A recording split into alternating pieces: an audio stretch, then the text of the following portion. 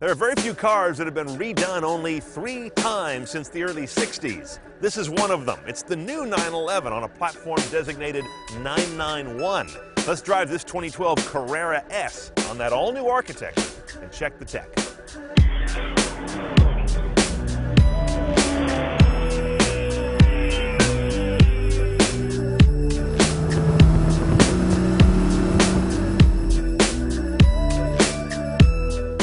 Okay, before we go inside, let's do our spotter's guide so you know when you've seen one of these. The easiest way is to look out back. Those taillights are very different and, to my eye, borrowed from an Aston Martin. Up front, great big eyes with big bubble headlights with some LED jewelry underneath them. The whole car's wheelbase is almost 4 inches longer. It has a shorter overhang. There's less body in front of the front wheels. And inside, you know immediately you're in a 991 because of that console.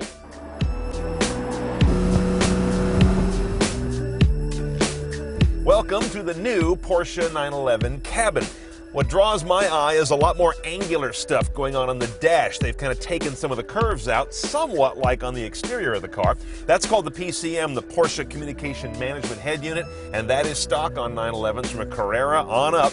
That means you're going to get navigation, touchscreen. You've got this knob you can navigate and click to operate with. The big thing that I'm missing now, and it's telling of our time, no voice command optioned on this car. If you don't option it, you don't have it at all. But note this, it's a German car, so you can do all of this while driving. Your base audio system here is going to have, I think it's 9 speakers and 235 watts. You can go up to Bose, that's the middle system. We have that here. It's 445 watts, 12 speakers, and a powered sub. If you really want to go nuts, spend double that, $5,000 for the Burmester sound system. That'll get you 821 watts, still 12 speakers, but now all that sound goes out through 12 discrete channels of amplification. This center console was first seen, I think, in the Cayenne, then Panamera. Now you've got it here in this 911. It still kind of grates me. I find that it's getting away from the traditional, relatively Spartan cabin of a classic 911. This is really modern car, excessively developed to me. You see the gear shifter we have? This is for the PDK, the double clutch automated manual. It's a 7-speed dual clutch transmission. This guy cost a little over $4,000 for that option.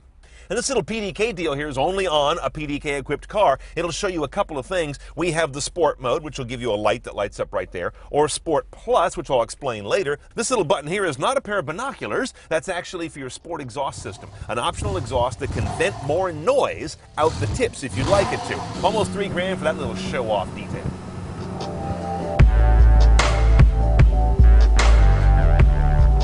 We've done about 1,100 car videos here at CNET, and this one has the least amount of engine I can show you. That's it. It's not really it at all. The engine's down here in the back, but you can't see it from the top anymore. You're looking at a 3.8-liter flat 6 classic Porsche architecture. You still get 400 horsepower, 325 foot-pounds of torque. The car weighs 3,250. It gets up to 60 in 4.3 seconds with a manual, 4.1 with our PDK gearbox, or get the Sport Chrono package that makes everything more aggressive, and you can get it down to like 3.9. All that while delivering 2027 EPA estimates on the MPG. Let's go see how they blended that efficiency and ferocity.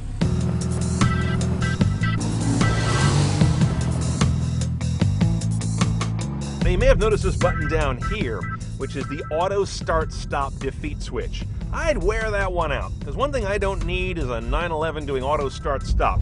But that is obviously part of how they got this guy to 2027 MPG. I understand the strategy. Another reason that they got to that pretty good mileage estimate is that they've got this 7-speed gearbox in here, this PDK. And it tends to, like most automatics, unless you stroke it, it's going to seek top gear all the time. So I do find this car is a little flat-footed when you're just tooling around town or doing normal driving in standard drive mode with no sport engaged. However, push this little button right here, or this one next to it, Sport or Sport Plus, and everything changes. Now the throttle response is a little more ambitious, the suspension gets firmer. If you've got the PDCC, which is the dynamic chassis control, that kicks in and really keeps the car flatter. Here's how I'd put it though, it really lightens the car. Push one of these sport buttons and you seem to take hundreds of pounds off the wheels.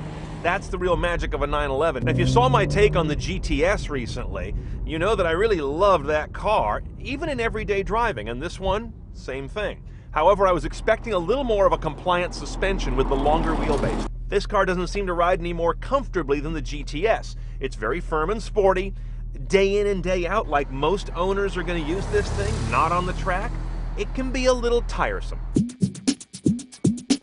Okay, the new 911 is not a cheap date, but you knew that going into it. $97,000 base for this Carrera S, and the new car is only available so far as an S or a base Carrera. On top of that nearly 100 grand, I think I'd only pick a few options.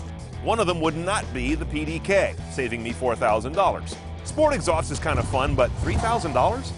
And I'm okay with the middle sound system we had on here, the $2,400-ish Bose rig. Now, you're over 100 grand no matter what you do on this car, unless you take it straight off the floor, and I doubt they're shipping a lot to dealers that way, but this remains one of the great refined automotive stories you can ever get into.